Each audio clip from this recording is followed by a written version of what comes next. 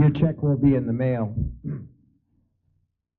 It's funny, Bert's got all these memories of me, but I have a lot of memories of him as well. Bert, at that time,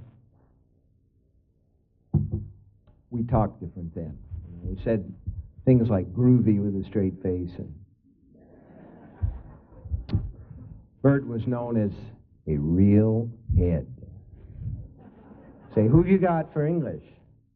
Got Bert Hatlin. Oh, he's a real head. And what I remember best, other than the fact that Bert Hatlin was one of those guys who taught you that you didn't just go to school to get a job. You went to school to go to school, to learn stuff. In the winter of 1970, January, my wife claims it's always 10 degrees colder here at the university than in any of the surrounding areas because it's more or less on an island. There are two rivers. And it was about 12 degrees below zero. And I came out of the university bookstore in this very building and started to walk, and my feet went right out from under me, and I came down on my ass. And Bert at that time had this little Saab, a little red funky Saab, and he just went by and flipped me the peace sign like that. He kept on going. They were great days.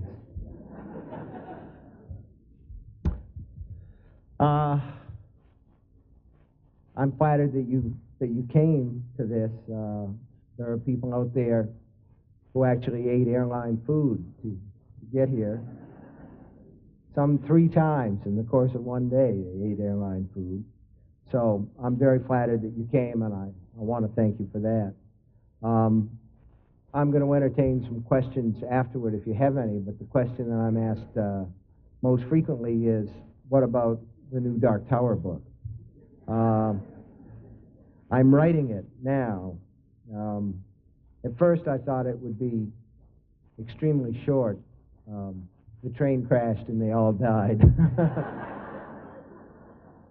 But somehow I didn't think that would go over too well, so I now have a manuscript that's about 1,400 pages long. The book is now longer than anything I've ever written in my sad, short life. And I brought a piece of it tonight, and if you want to hear a little bit of it, I will read a little bit.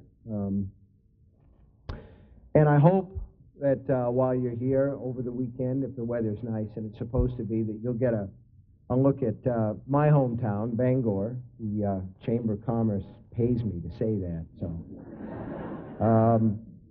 You'll see a lot of little bits of dairy. For all I know, they've set up a tour, a sort of IT tour as a part of this. But the standpipe is there, the one that rolls down the hill, and it hasn't rolled down the hill yet. If it does, considering where I live, I'm in trouble.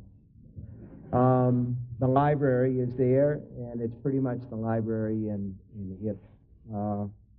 You will see a statue of Paul Bunyan. It is one of the most exquisitely ugly statues. Oh, some of you have been there. You've seen it. You've seen it. Well, then you know, don't you? And it hasn't actually come down and chased anybody through the streets yet, but I can imagine it actually happening. There's also a canal running through town, and it's pretty much the canal that was in the book. Although, actually, I had the idea for it in Colorado. I had an American Motors Matador, which one day dropped its transmission right in the middle of Pearl Street. And while I was in the process of walking home, I crossed this little bridge, and I had on a pair of cowboy boots, and it made this sort of hollow clop, clop, clop sound. And I thought of a story that I'd read or had read to me when I was a kid, The Three Billy Goats Gruff, and a troll under the bridge saying, "Who is that trip-trapping on my bridge?" And I thought, oh, have I got an idea for a story? And you'll also see, if you happen to go down there and you go in the right area, a place that used to be Dakin Sporting Goods, which was the site of the Brady Gang shootout in the 30s. And when I got ready to write it, I got interested in two things. I got interested in what happened, but I really wasn't as interested in what happened as what people thought happened, you know. And one of the things that people told me was these people were gunned down like rats in front of the store, and the bullet holes were still there in the facade. And if you go there and look at this building, you will see the bullet holes are still there. Unless you look very closely, you realize they're really like where they put screws to hold the sign up. But I believe what John Ford put in that Western of his, you know, when it comes down to a choice between truth and legend, print the legend, which is what I did. And you'll see plenty of sewers, some equipped with balloons. But Bangor is an easy town to see. You ask what the best restaurant is, the answer is none. There's no really bad ones, but there's no really great ones either. Objects of interest, there are a number of massage parlors. There's the Bounty Tavern, and there's my house. I remember one day, I wasn't really hip to all the people that would come and take pictures. I mean, you're sort of aware of them in the back of your mind until one day I'm out walking the dog. We call it walking the dog, but what we're actually giving the dog a chance to do is to do his business. My brother David, who now lives in New Hampshire, which is what he deserves. This is one of the most, well, I mean, New Hampshire stands for all the fine things in life, don't they? Lottery tickets, cheap booze, cheap cigarettes, wonderful place. Six-gun city, Santa's Village. Why, it's heaven for Republicans.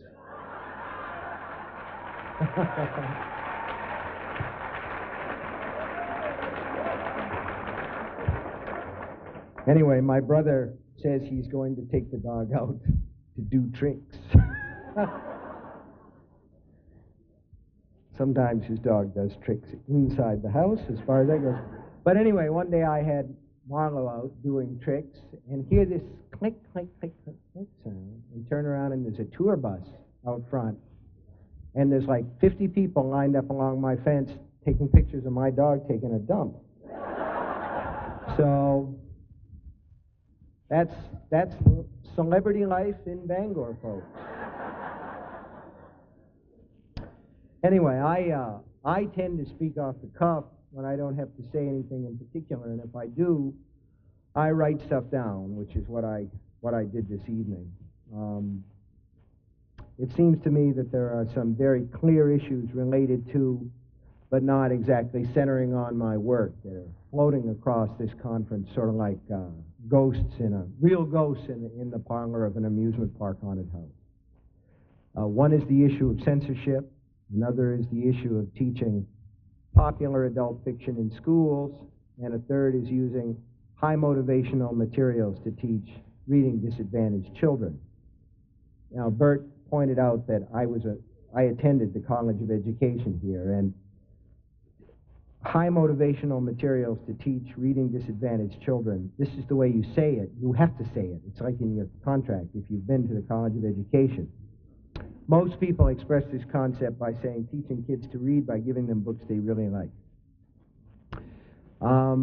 Because I tend to approach what ideas I have through stories rather than by reasoning, let me begin by two which may or may not be related to these questions, and I'm certainly not going to try to torture them into part of what I have to say. All I can say is they're the stories that occurred to me when I thought about what I might say tonight.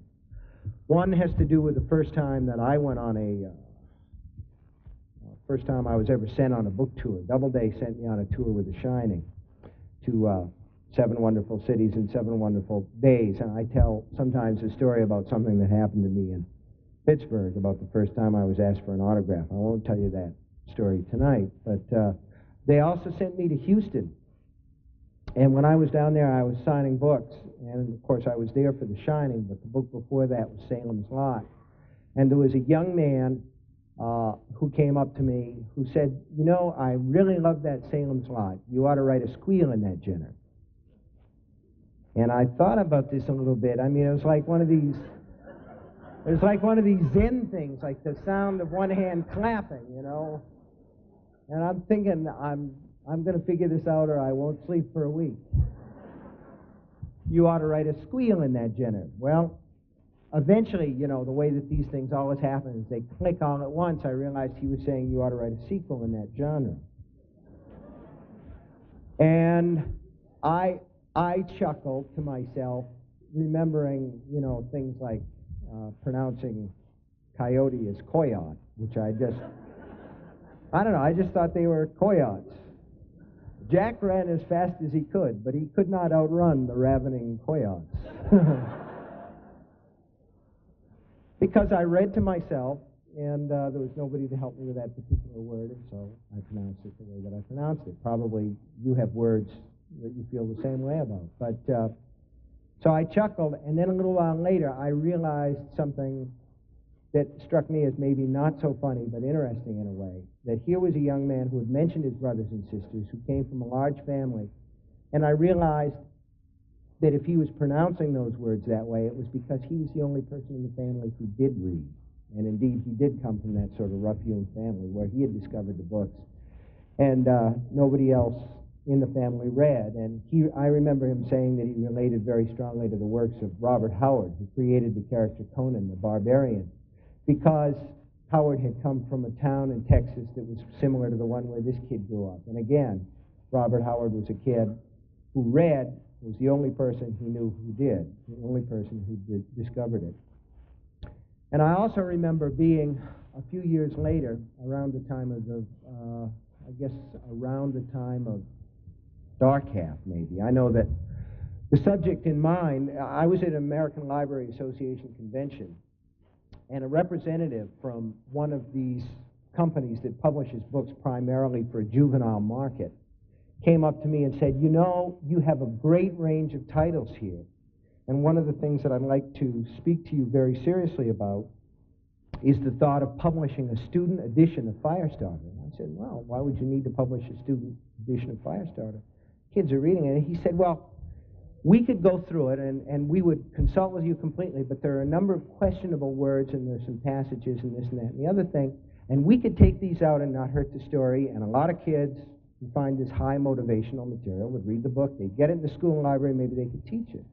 I said, oh, that sounds like a great idea. I'll think about that. So I did the speech to the American librarians, and afterwards it was a cocktail party, and we were talking about this, and there were several librarians there, young women who were very dedicated and very interested and loved books and wanted to talk about my stuff. And I mentioned this, and one of these librarians turned white, and she turned right around and started away from me, you know. And I mean, she was marching. I mean, she was pissed, smoking, you know. So I grab her and I say, what's the matter? She says, I put my job on the line to keep that book in the library the way that you wrote it. And you tell me that this guy comes up and says he wants to expurgate it, and you're taking him seriously. And I said, oh, I never thought about it that way. And then I did start to think about it. I started to think about it a lot, and I'm still thinking about it, and I know that a lot of you that are here tonight are thinking about it. I'll leave it at that, and you can fit it in here where it goes, if it goes. But I've never forgotten it. Readable, interesting novels don't begin with a desire to teach, but with a desire to please. The writer of such books isn't always successful because of any particular skill, but because his loves, obsessions, and objects of fascination overlap the loves, obsessions, and fascinations of his readers. This may happen for a writer many times, as has been the case with writers as disparate as Robert Ludlum, Danielle Steele, V.C. Andrews, who continues to publish successful novels even though she's dead.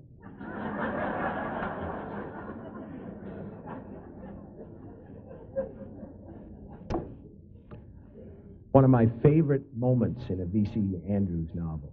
I'm never going to get through this tonight, you know. I'm just going to keep digressing, but at the beginning, this is the story of the Dollenganger children. Raise your hands out there if you've read the story of the Dollenganger children.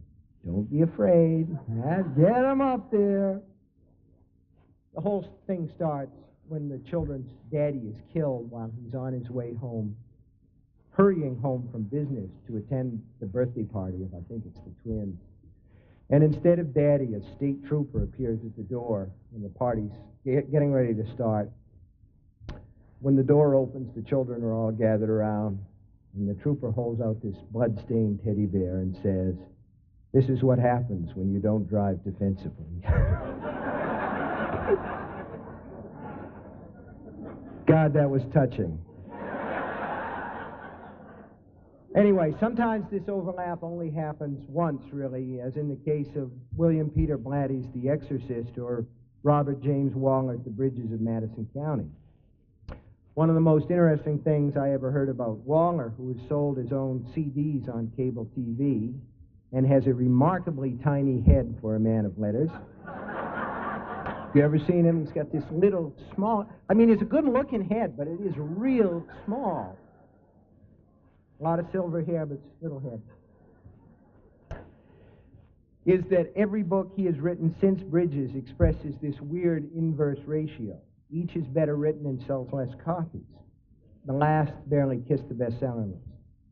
I have been fortunate enough in my career to have written to have struck a number of those chords in my readers, points where my perception of the world seems to overlap their own, thus offering up that shock of recognition that sometimes only a book can provide. I can still remember my first intimate acquaintance with that shock, sitting in the second-floor lounge of Gannett Hall here at the University of Maine, on sleety winter nights reading the early novels of Ross Macdonald and finding in them over and over again observations and insights which exactly expressed my own thinking, but which were set out in a way more elegant than any I could have imagined. Those books made me feel elevated. They made me feel glad to be alive. That is something I always wanted to pass on as a writer.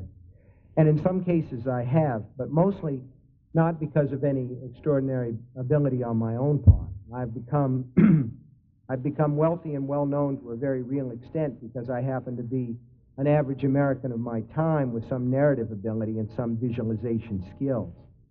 To be well paid for what I do is great. To be honestly enjoyed by so many readers is even greater.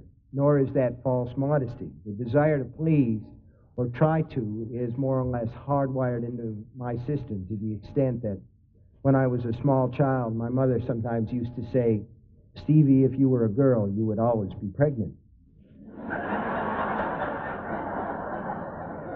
The way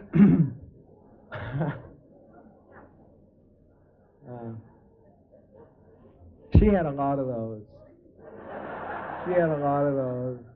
You'd ask her for something for a store, and she'd say, "You need that like a hen needs a flag." You used to go, "Like a hen needs a what?"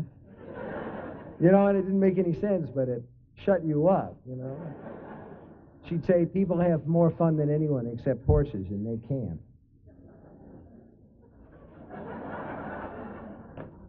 So the surprise isn't my brother went to New Hampshire. The surprise is that I stayed in Maine.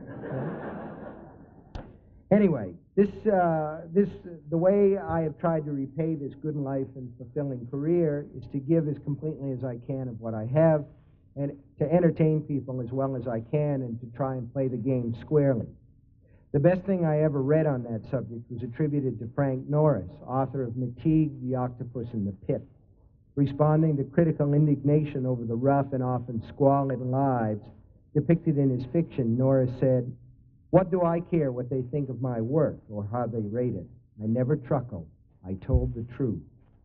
I would be perfectly happy to have that last part, "I never truckled, I told the truth," on my tombstone. I may have told a few whoppers about ghosts, goblins, vampires, and the living dead, but I like to think I've told the truth as best I've been able to manage it about the human beings. And I also like to think that it's the human beings that my books are mostly about. As for the more outre subject matter, there's something that Ben Mears says in Salem's Lot that I've always liked. The whole world is coming down around our ears. Why stick at a few vampires? I write each book twice. The first time, when it comes out of my head and onto the page, what I'm mostly concerned about is the emotional gradient. That writer has absolutely zippo interest in theme, allegory, symbolism, politics, ethics, sexual roles, culture, or dramatic unity. What I want is to reach through the paper and grab the reader.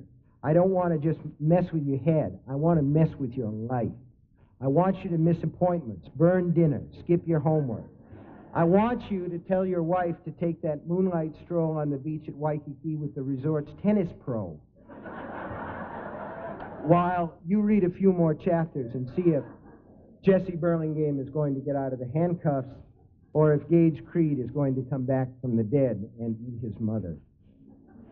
I want you afraid to turn off the lights. I want you sorry you ever started the goddamn thing in the first place.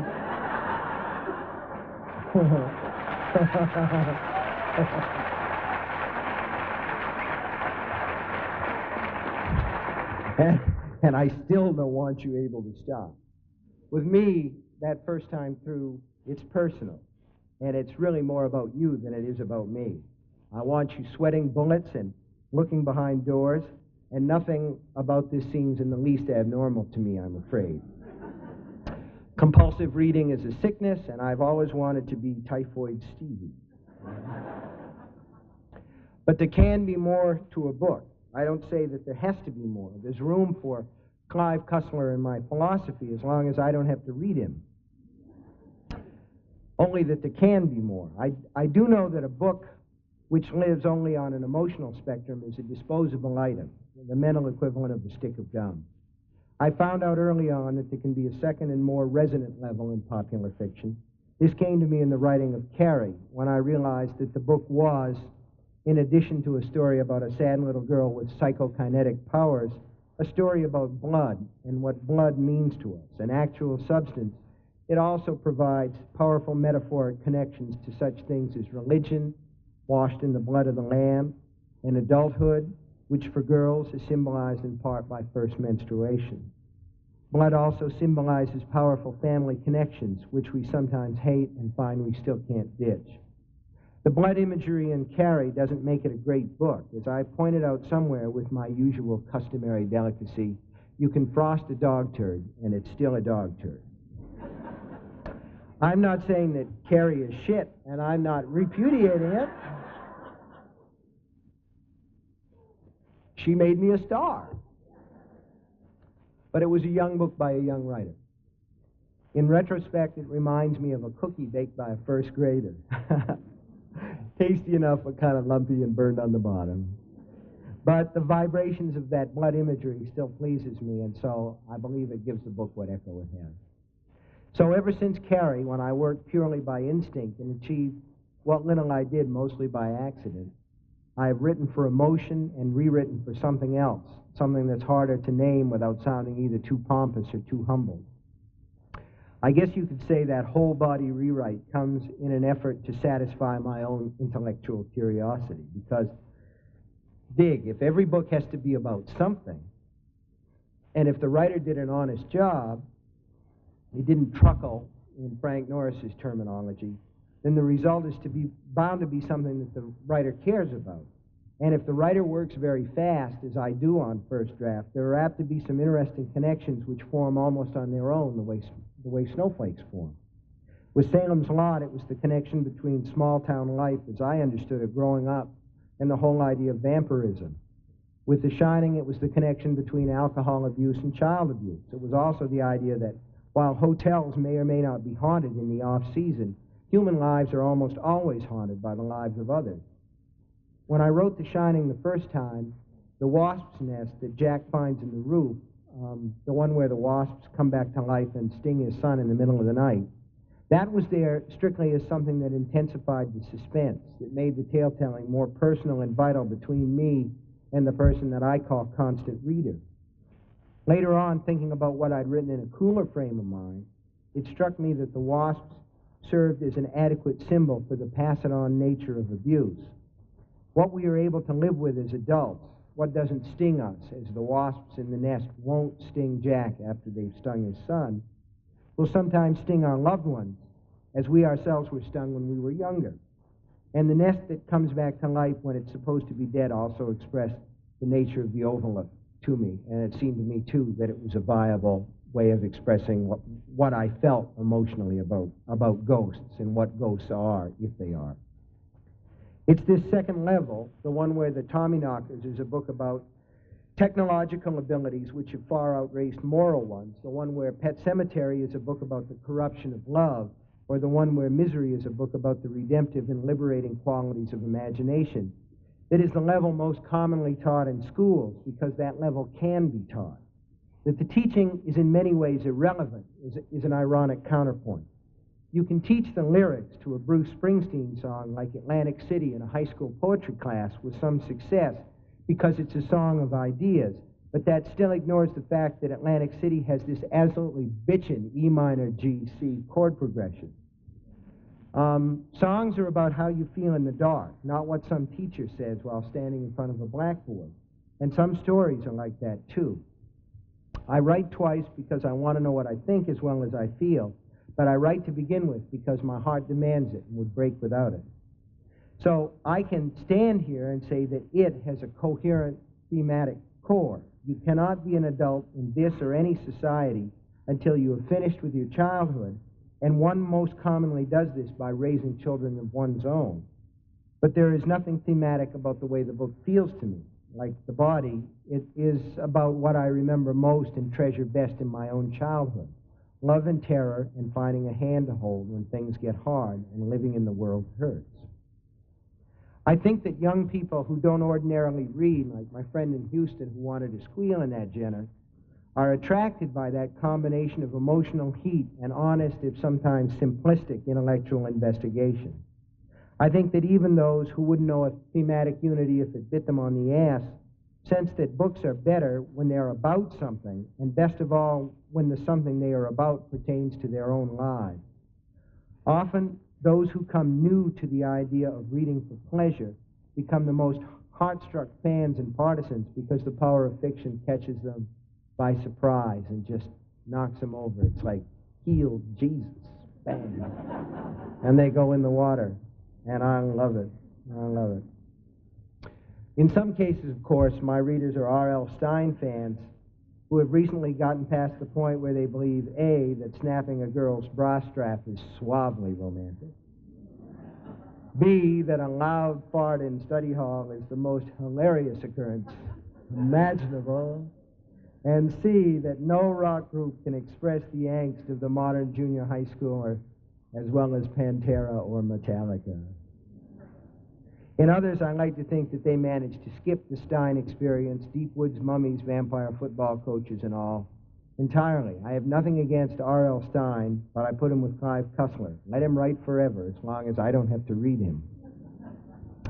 The two of us are often paired by school teachers and school librarians, however. We are two examples of that fabled creature, the must-read writer. School librarians love us because we move. The Vinabine Company loves us because damn near every paperback edition of our stuff must undergo the process or fall apart. English teachers love us a little less. I'm sure there are many English teachers in this great land of ours who feel they will kill themselves if they have to read another book report on Firestarter or Christine. Still, they tell themselves, and they often tell me as well, at least they're reading. At least they're reading. I have very little sympathy with this attitude, in fact. If the main goal is getting the kids to read anything, never mind the good stuff like Of Mice and Men, Pride and Prejudice, or Macbeth, why not hand out Soldier of Fortune magazine, or Cosmopolitan, or teach grammatical construction with examples from the Penthouse Forum? If just getting them to read is the goal, those materials might serve even better than Bridges of Madison County or The Horse Whisperer, a book about which I may paraphrase Oscar Wilde and say, it is impossible to finish without weeping copious tears of laughter.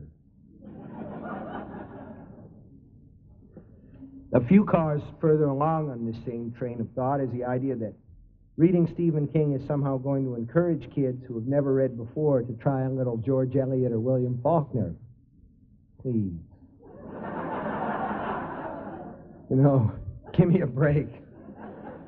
I just can't imagine the kid who has enjoyed The Running Man or The Long Walk moving eagerly along to The Merchant of Venice or Mill on the Floss.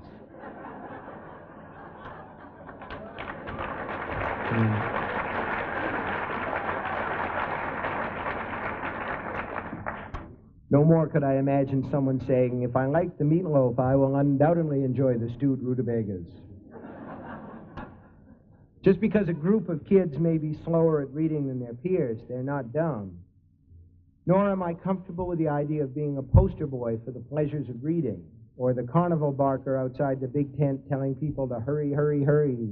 If they like what they read on the outside, they're going to love what they read on the inside. I do what I can as well as I can, and if my work has led some new readers on to the works of others, or launched them on lives where the TV stands off for whole nights where the TV stays off for whole nights at a stretch, I'm very pleased. But I don't want to be the ramp that kids tromp over from the dirty docklands of Nancy Drew and the Hardy Boys to the great ship of literature where Dorothy Parker and Norman Mailer are holding court in first class. I just want to be me, and to tell you the truth, I feel happiest when I see some kid reading one of my books, not in the classroom, but sitting on a school bus headed to an away soccer game, or flopped out on a beach somewhere during summer vacation. I dutifully glance at the term papers on my work kids sometimes send me, but the stories I really like are the ones about people who strike up friendships or even fall in love because they shared an interest in Stuart Redman or Dolores Claiborne or Stuttering Bill Denbrough. I think that books can survive in the classroom environment for a while, but if they're kept there and only there for too long, they end up as dead as the fetal pigs in biology too. Nor do I want to be a poster boy for fighting censorship in the schools, or be pals with the groups who see it as an issue of overriding importance.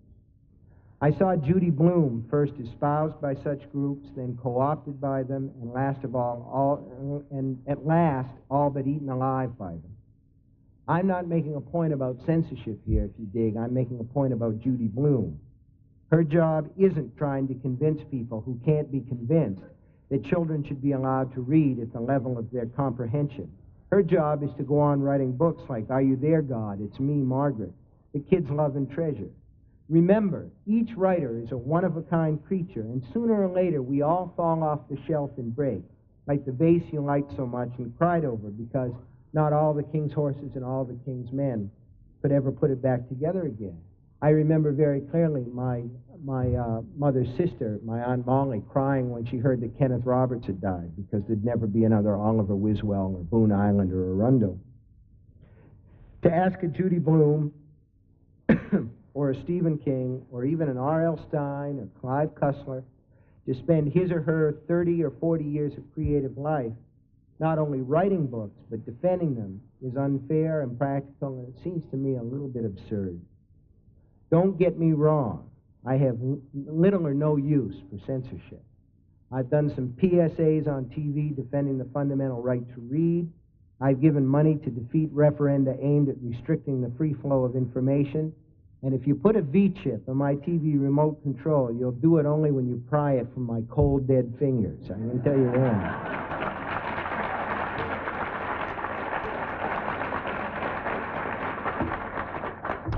I have a problem with people who want to take The Catcher in the Rye or Bastard Out of Carolina out of the high schools and keep the shotguns in Walmart. Just as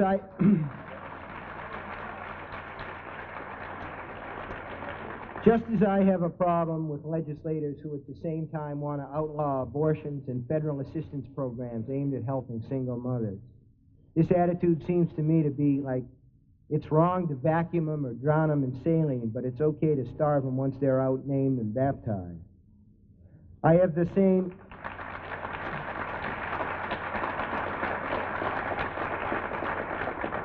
Well, I see the conservatives left early. I have the same problem with politicians who inveigh constantly, endlessly against drugs such as pot and heroin, but continue to support business interests which spend millions to teach our kids what fun it is to freebase nicotine. I can't think about these things too long. I go nuts. I hulk out. And one thing that's absolutely true is the toast always lands butter side down, and the Hulk don't write. So People who want certain books out of schools or out of the libraries will tell you that they want to protect their children from certain ideas, certain words, and certain views of American life and the human condition, which they find inappropriate. The fact that they are denying these things to all the other kids around their own, well, they'll say, that's just too bad. Tough titty said to kitty, but the milk's not warm. Push them a little further and they'll invoke family values, a phrase that more and more frequently makes me feel like falling to the floor and projectile vomiting. Censorship and the suppression of reading materials is rarely about family values and almost always about control. Who is snapping the whip, who is saying no, and who is saying go.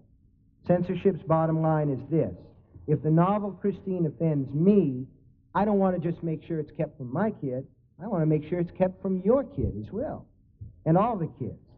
This bit of intellectual arrogance, undemocratic and as old as time, is best expressed this way: if it's bad for me and my family, it's bad for everyone's family. Yet when books are run out of school classrooms and even out of school libraries as a result of this idea, I'm never much disturbed. Not as a citizen, not as a writer, not even as a school teacher, which I was trained to be and used to do. What I tell the kids is, don't get mad, get even. Don't spend time waving signs or carrying petitions around the neighborhood. Instead, run, don't walk, to the nearest non-school library or to the local bookstore and get whatever it was they banned. Read what they're trying to keep out of your eyes. Read what they're trying to keep out of your brain, because that's exactly what you need to know. Schools, supported by tax dollars and charged with caring for increasingly diverse student bodies in increasingly difficult and argumentative times, have a difficult responsibility when it comes to the issue of what books to teach in the classroom and what books to keep out. Parents have an equally difficult but less frequently articulated responsibility, which sometimes comes down to the decision to sit down and shut up. Easy to say, but often difficult, terribly difficult to do. Sometimes, you know, it's just best to let the kid read the book and trust him to evaluate it sensibly. In other words, trust those family values, the real working article instead of some vague concept invoked by politicians. When parents feel they must speak out against a book that's being taught or kept in a school library, there should be a review procedure that can be used in a sane fashion. I believe that those who object to certain books should be given a fair hearing, but that they should have to work just as hard to explain what's wrong with a novel or a story as the teacher does to explain in the classroom what's right with it.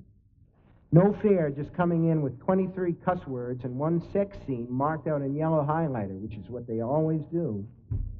The objecting parent or citizen ought to be able to explain in some rational way why he or she feels the book has no redeeming social or intellectual merit.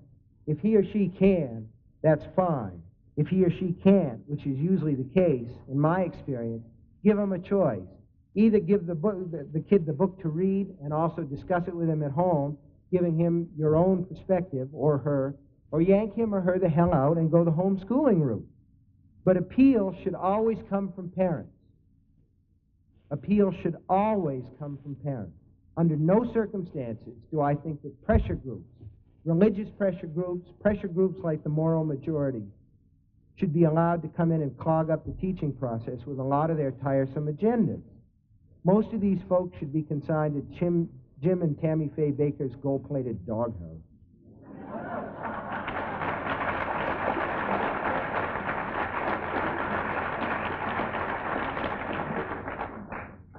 The rule of law, which covers all this, disliked by all too many Americans and hated by some, goes like this. Congress shall make no law respecting an establishment of religion or prohibiting the free exercise thereof or abridging the freedom of speech or of the press or of the right of the people peaceably to assemble and to petition the government for a redress of grievances. In other words, get your damn hands off what I'm reading, my friend, and keep your family values in your own family.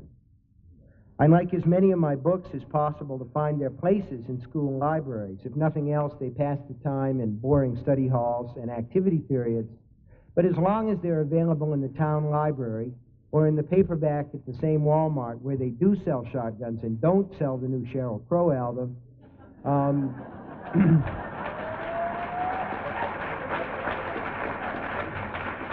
then I'm reasonably happy.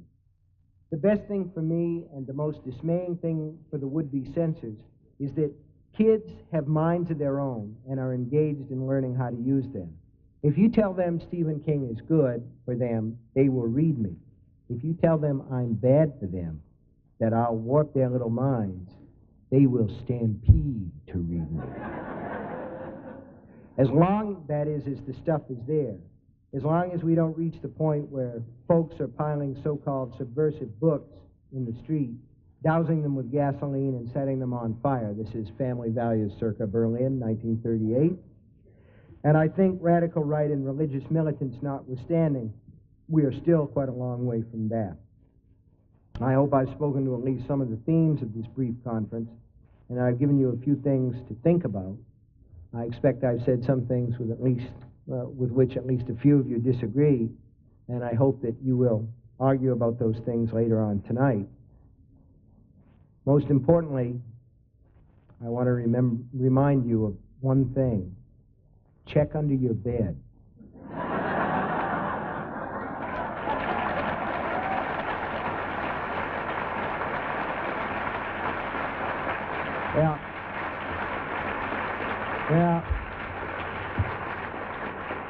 Yeah, you think that's funny now because we're all here. The lights are on, and then tonight you get in bed and say, oh, shit. I never checked. You want to check on the closet as well, all right? And I would check the back seat of your car, actually, before you got in, and a look in the trunk wouldn't hurt. It only takes a second. And I want you to remember, too, that statistics show that at every college conference there is at least one dangerous lunatic. Thank you. Do you have some questions for me? I'm sorry? Oh, you want me to read from the... Well, all right. I will in a little bit.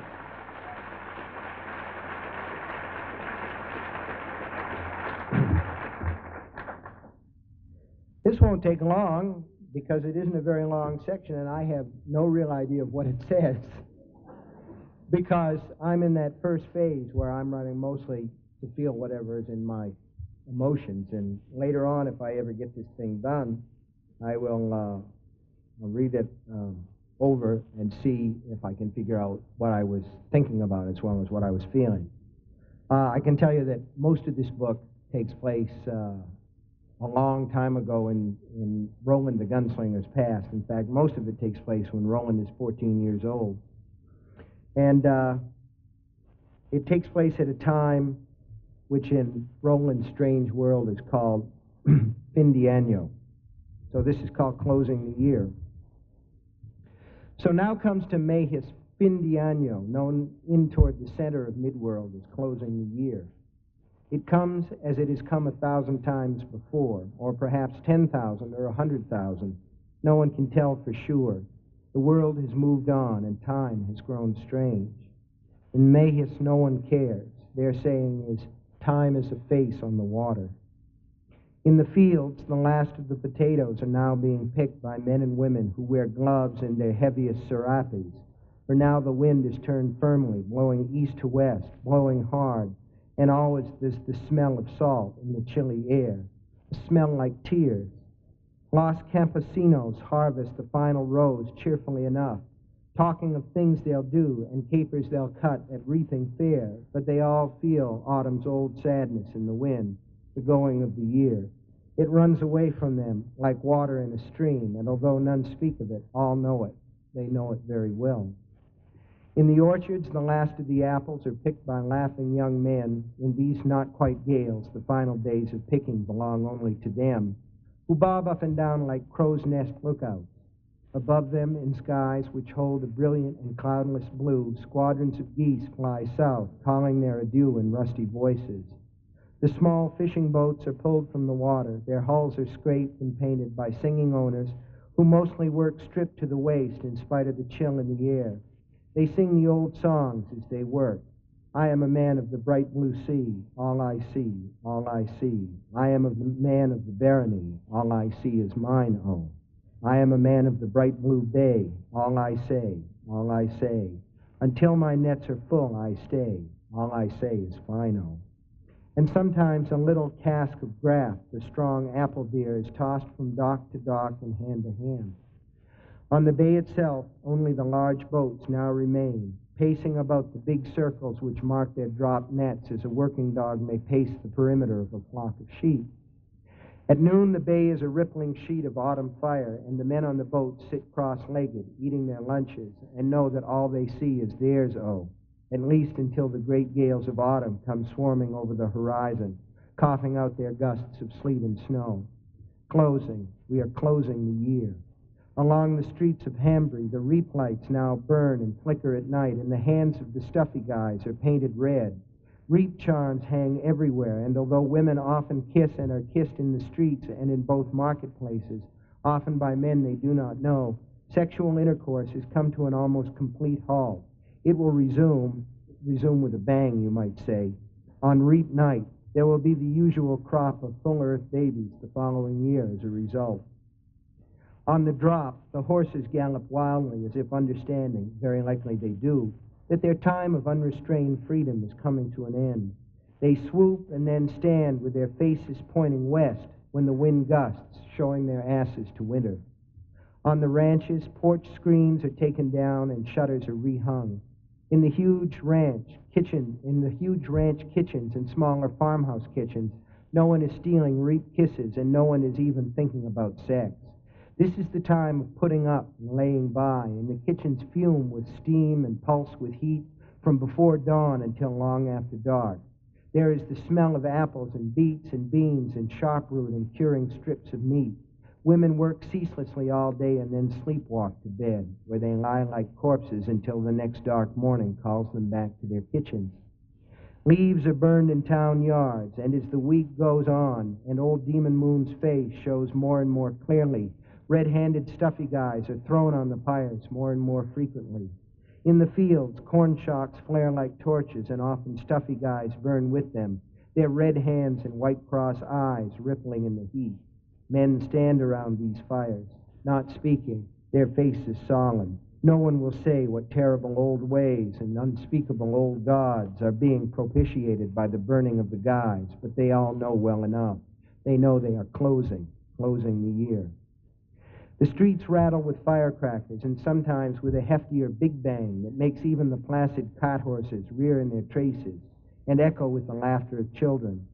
On the porch of the Mercantile and across the street at the Traveler's Rest, kisses, sometimes humidly open and with much sweet lashing of tongues, are exchanged, but Coral Thorin's whores, cotton gillies is what the airy-fairy ones like Gert Moggins like to call themselves, are sulky and bored. They will have little custom this week. This is not year's end, when the winter logs will burn and mayhaps will be barn dances from one end to the other, and yet it is. This is the real year's end, and everyone, from Stanley Ruiz standing at the bar beneath the romp to the loneliness of Fran Lengel's vaqueros out on the edge of the bad grass, knows it. There is a kind of echo in the bright air, a yearning for other places in the blood, a loneliness in the heart that sings like the wind. But this year there is something else as well, a kind of unspoken wrongness that no one can quite voice, a sense of something with teeth slouching this way. Folks who never had a nightmare in their lives will awake screaming with them during this week of fin de año. Men who consider themselves peaceful will find themselves not only in fistfights, but instigating them.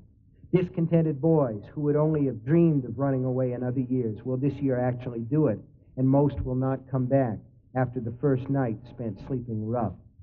There is a sense, inarticulate but very much there, that things have gone amiss in this season. It is the closing of the year.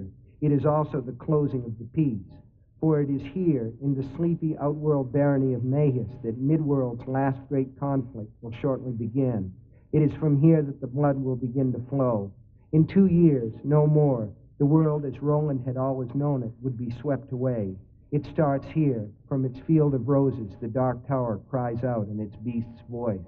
Time is a face on the water. Thank you. Thank you.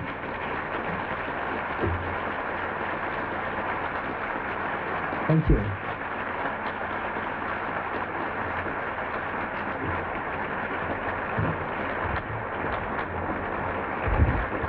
Thank you. I ain't done with you yet, chummy.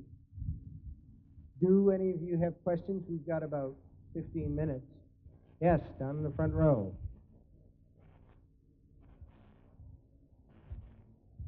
He asked if I was a novelist just beginning today, what would I do differently? Considering the way it's turned out for me, not a goddamn thing.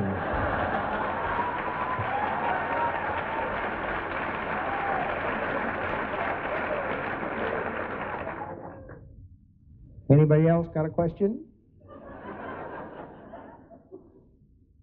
No. Well, speak up if you do. Oh, she asked, was I going to do another series like The Green Mile? I don't think so. I don't think I'd want to go back to that well again.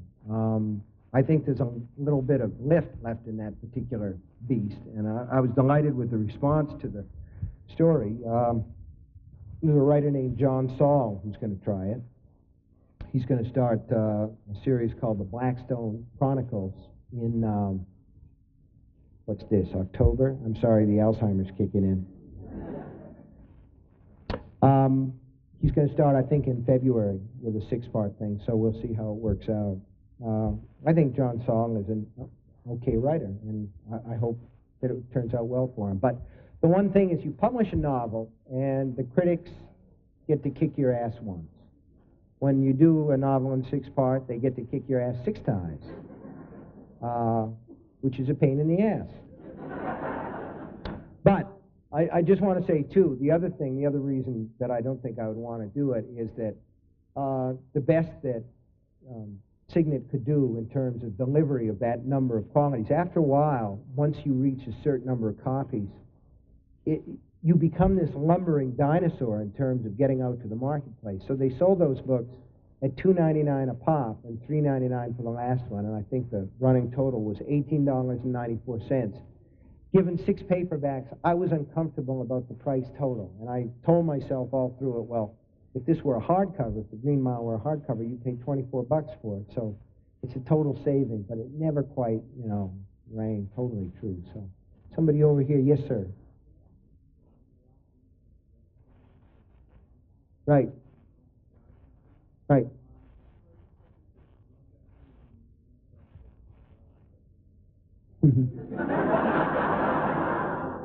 Right. Mr. King, when did you stop beating your wife?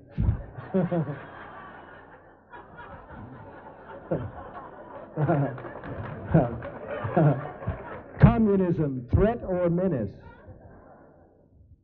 He asked if I wrote myself into a corner with the stand when the hand of God comes down out of the sky. I did and I didn't. I felt, again, toward the end, as though that was the place where the book was headed. The Stand is interesting in the sense that it starts out as a science fiction novel and becomes a fantasy novel. It ends up being sort of a theological novel. But I did feel like God was sort of a late arrival in that book. Not a tremendously late arrival, but, the thing is, I just did this book, Desperation, which is a story that's set in Nevada. And God is a major character in this book. God's there almost from the beginning because, God gets bad treatment. God never gets his ups in supernatural novels, modern ones anyway. You know what I'm saying? I mean, God is like kryptonite. You know what I'm saying? You bring him on and you get the guy who says, back in the name of God, and the vampire goes, like that, and that's it. And I'm thinking, I started to think, this is really interesting. Not so much that God is treated like kryptonite, but how little God is there at all in these novels, and anything that has to do with supernatural. God is like, pages and pages go into the lore of the vampire or the lore of the werewolf, and then God just sort of trots on like George Burns, and does a little tap dance, and then he's gone again. And I thought, well, let's give God his ups and see what happens. So Desperation, probably, Desperation is a book where the hand of God is there at the beginning as well as at the end. What happened to Richard Bachman? Well, I don't know, he died. Cancer of the pseudonym. But his wife found a whole box of stuff, which is how regulators... the thing was, okay, let me tell you, I had an idea for a book called The Regulators, and I had this sticky up on my word processor, and I was writing Desperation, and I really had this good idea, and I was going to, write it at some point. And one day when I was coming back into my house, this voice speaks up in my mind and says, use all the characters from Desperation and write it right away, as soon as you finish this book. And I'm saying, I can't do that. But this voice that talks, and it isn't unusual, sometimes people look at me like, oh yeah, voices in your head. But that's what novelists do. That's what we're supposed to do, is we're supposed to hear these voices in our head. So, it's like when E.F. Hutton talks, I listen. So this guy says, no, he says, it's going to be like a rep company, a couple of productions by the same rep company in theater. I mean, the same cast that does Bus Stop one night does 12th Night the next night. And I thought, ooh, that's a really great idea. I said, but the two books will come out sounding just the same. And the voice says, have Bachman do it, right? Bachman is the guy who does the dirty work. He's Stephen King without a conscience. So I say, I can't. Bachman's dead. And this guy says, come on, I mean, Jesus Christ, if Paul Sheldon could bring Misery Chastain back to life after she was buried, you can bring Bachman back for another turn. So I said, well, maybe you'll have some script. So that's the skinny on Bachman. Someone over here? Yes, ma'am.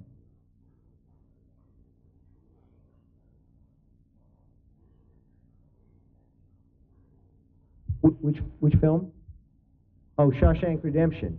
Well, I like that movie.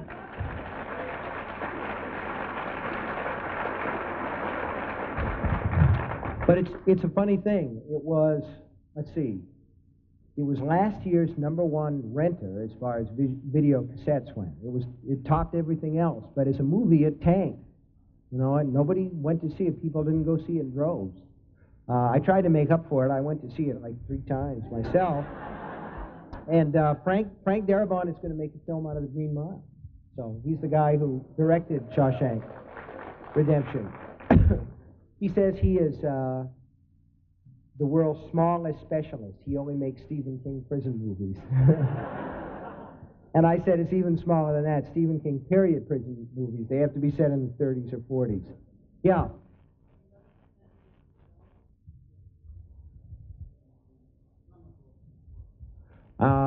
Have I ever censored myself or had anything censored? Yes, as a matter of fact, the publisher refused to run with Salem's Lot. There was a scene in Salem's Lot that they demanded that I change because they considered it to be too gruesome, and I'm going to tell you what that scene was right now.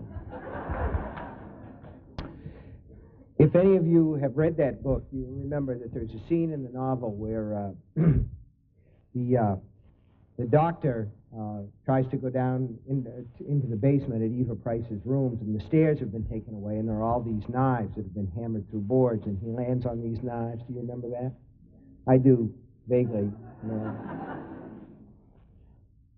But in the original draft, because in Dracula, Dracula's not just a vampire, he's a master of calling these low animals, Carfax, where he has his place next to the Dr. Seward's asylum, is full of rats and things. So I said, well, okay, now, this is it. The whole basement of Eva Price's rooms is full of rats.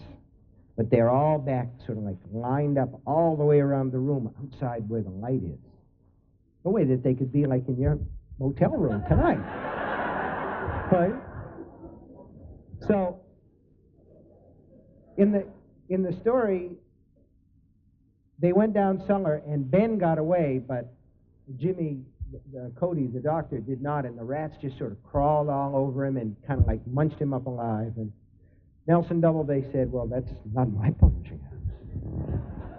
What will I say to my friends in East Hampton? And so I changed it. But have I ever censored myself? Of course, humor and horror are two things where really your fortune or your success is pretty much based on the fact that you'll say anything at any time to anybody. I mean, you just never know when something's going to pop out, you know. So have I ever? Yes, I'm sure that I have. I'm sure. And besides, I mean, we do it all the time. Any writer does it all the time. You look at what you wrote and you say, that sucks. I have to change that because that really sucks. It's like, maybe it's a semantical quibble, but, you know, if you see you wrote a line, I'm the plumber, he said with a flush, you know. You can't leave that. You can't. You've got to do something about it. You must censor that line out of your script. Yes?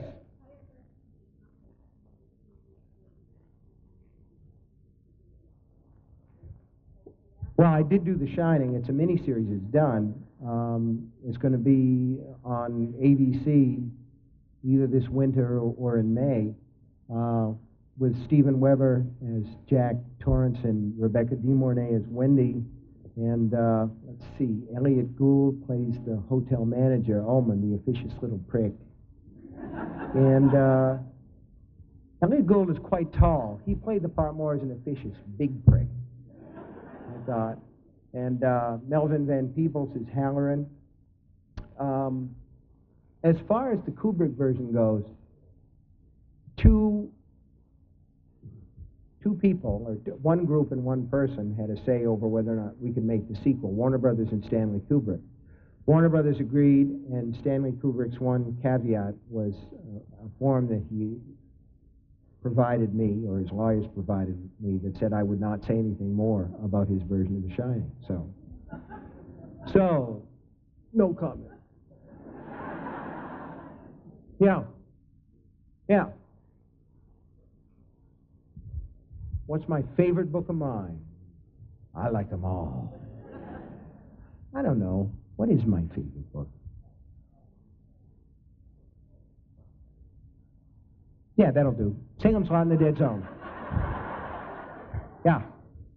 Yeah, that's it. Yeah. Yeah. Yes. Hey, Mogan. What's up?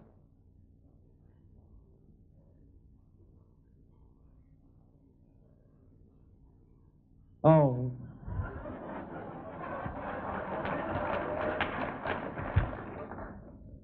Well, definitely, you know, as a writer of horror stories and as a Boston Red Sox fan, there's a harmonic work in there. There's definitely a harmonic work in there. Now that they've fired Kevin Kennedy, never mind this Jeff Torborg business, let's bring back Tollway Joe Morgan. He did a good job, Red Sox. That'd be good. How about one or two more? And yes, over there.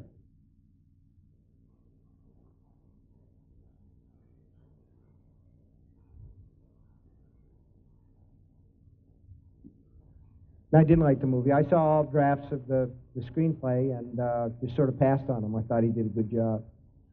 Yeah.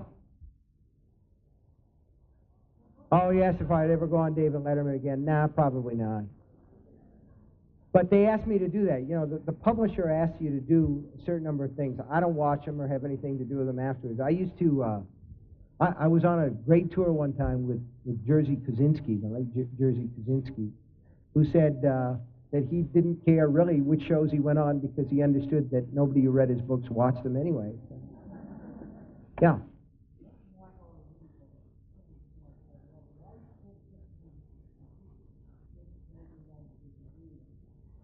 Yeah, I know. Some of the movies really have fit the... Well, never mind.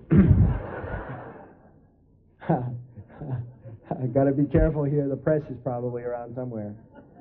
But, you know, some of them do bite it. That's all. I can't say why. Let's put it this way. The horror genre has a long, dishonorable history of books that are butchered to the screen because basically horror is seen as an exploitation genre. And a lot of stuff is done on a fairly low budget, and it's done fast. I remember reading that A. Merritt, the fantasy novelist, wept when he saw the silent version of Seven Footprints to Satan, and that's going back 70 years. But, you know, I really think the basic thing is the best movie you can make is in your imagination. The monster never has a zipper running up his back, and the special effects are always better in your mind. There have been some interesting movies made out of my stuff. I think that Cujo was an interesting film. Jan de Bont did the cinematography, went on and did Speed and Twister, neither of which I think are quite as interesting. Carrie was a good movie, I thought, and there's some other ones that have been made. Dolores Claiborne in Misery, I thought Misery was really, pretty good. So they varied, and one of the most interesting ones that come along is unreleased yet, and I'm not talking about Thinner. Thinner really, let's put it this way, there are some beautiful exteriors of the Camden area. Once you get beyond that, you're in a Leicester country, But a young man named Mark Pavia has made a film out of the Night Flyer, starring Miguel Ferrer as the tabloid reporter who goes chasing after this vampire with a private pilot's license. And it's an excruciating movie. It's so scary. I mean, I don't know what will happen to it as a result of the great Satans that sit on the ratings board. They're the Grinches that stole Halloween, as far as I'm concerned, in a lot of cases. But right now, it's sort of an interesting film. But the fact is, yes, a lot of them are not that good, and I think a lot of it is that crucial 9 yards between where the movie has to leave off and where your imagination picks up. Could I have maybe one more? In the back. Okay, yeah, you. Would I sing for you?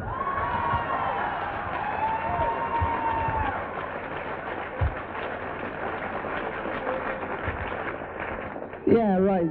You couldn't pay enough. If you want to hear me sing, come down to Florida next month. The band's going to play in Miami Beach. I'll sing Teen Angel and all of those things, but I'm not going to sing it here. That's not in my contract. One more? Yeah.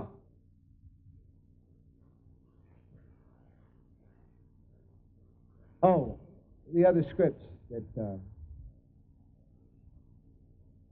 Bachman's wife found. Actually, there are a couple of interesting things in that box, but I haven't really had a chance to investigate them fully. Now, I want to. I have a guy that I have to invite up here. Bob, where are you? Right here. Well, come on up. I want to thank you all very much for being so patient. Thank you. And thank you. And enjoy your weekend.